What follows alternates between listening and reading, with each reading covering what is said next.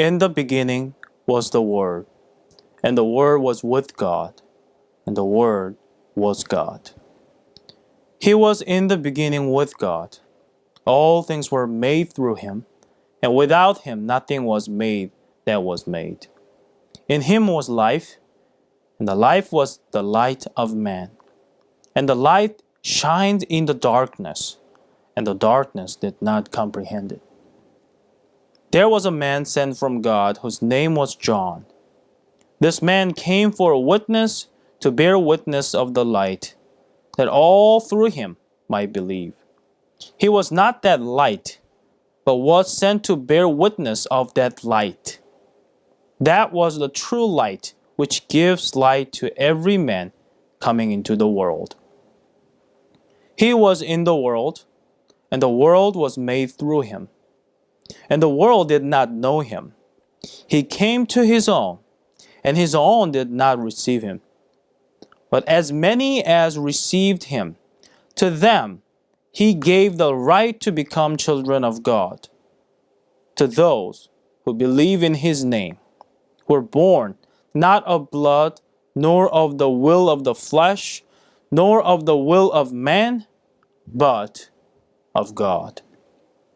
And the world became flesh and dwelt among us, and we beheld his glory, the glory as of the only begotten of the Father, full of grace and truth. It was a horrendous war we call the World War I. It killed or wounded more than 25 million people between 1914 through 1918.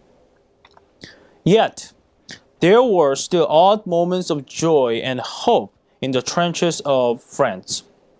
The first sign that something strange was happening noticed on Christmas Eve of 1914.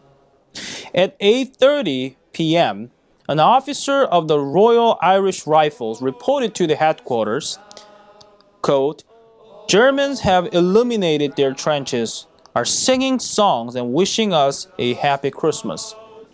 Compliments are being exchanged, but taking all military precautions," end quote. Further along the line, the two sides serenaded with each other with carols. The German Silent Night being met with a British chorus of the First Noel. And they met, cautiously of course, in no man's land.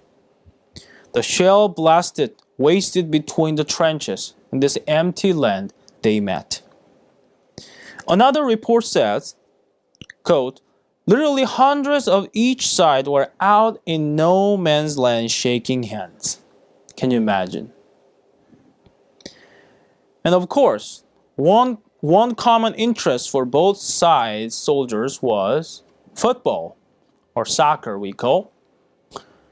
Perhaps it was inevitable that some men on both sides would produce a ball or balls, freed briefly from the confines of the trenches, and take pleasure in kicking it. What followed, though, was something more than that.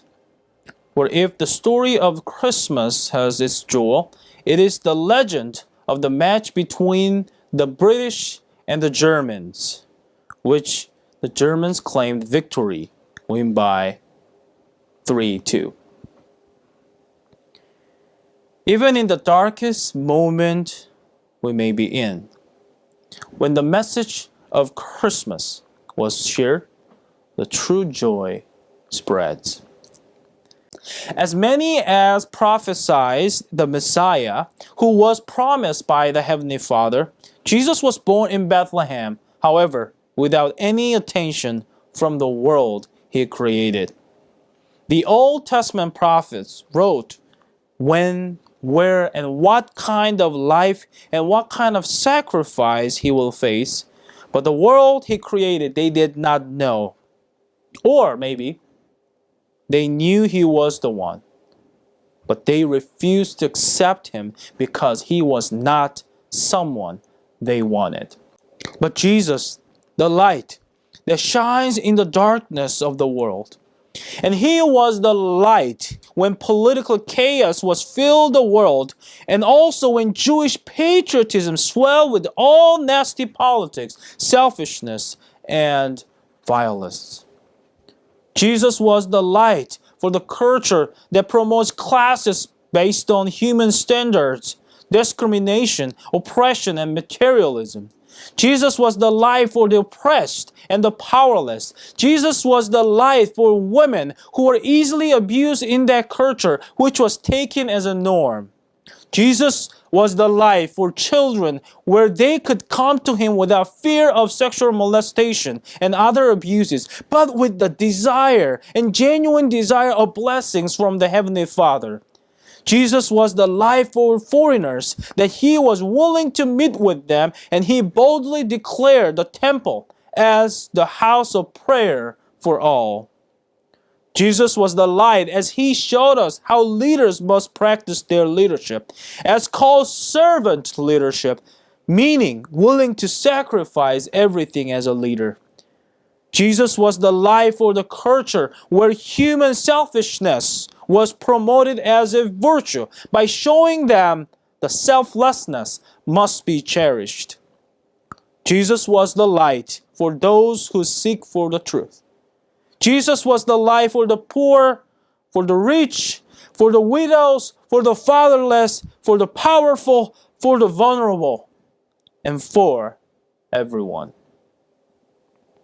When Jesus shines through the darkness of this world, when the Word and the power becomes flesh, the glory of the Heavenly Father was presented to the human mankind.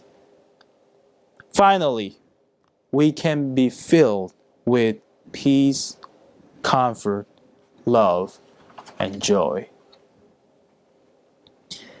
If you are tired of this world and this journey, discouraged, disappointed, maybe this is the moment for you to come to Jesus, because he is the light and he is the provider. If you are successful in your life, this would be the moment for you to come to Jesus, because he provided everything for you. And this would be the calling to you to be that light and blessing for many others. If you are trying to find the direction and purpose of your life, maybe this is the moment for you to come to Jesus, because you are the purpose and the reason why Jesus came. If you understand why Jesus came, you will know why you have to live. But as many as received him, to them he gave the right to become children of God, to those who believe in his name, who are born not of blood, nor of the will of the flesh, nor of the will of man, but of God.